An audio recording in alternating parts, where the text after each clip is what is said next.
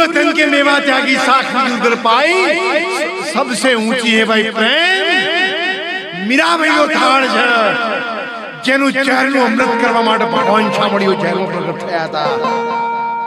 પ્રેમ એ પથ્થરમાંની પરમાત્માને પ્રગટ કરી શકે છે 4.5 વર્ષ પહેલા કુરુક્ષેત્રની ધરતી ઉપર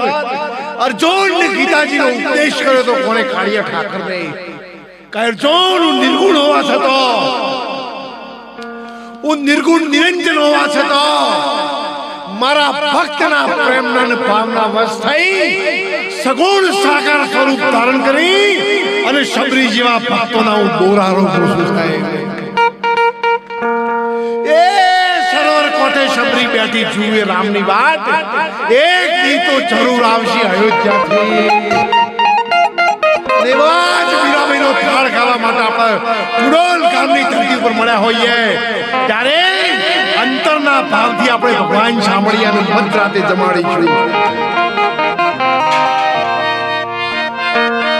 એવા ગામના પછવાડે મારી એક પણ ભજન એવું લાવો સાહેબ કે કરોડપતિના બંગલામાં છે ભગવાન ગયા હોય સાહેબ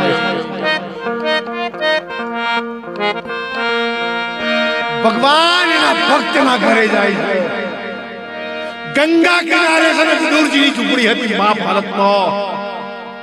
56 ભોગ બનાવ્યા હતા જમાડવા માટે દ્વારકાધીશને એ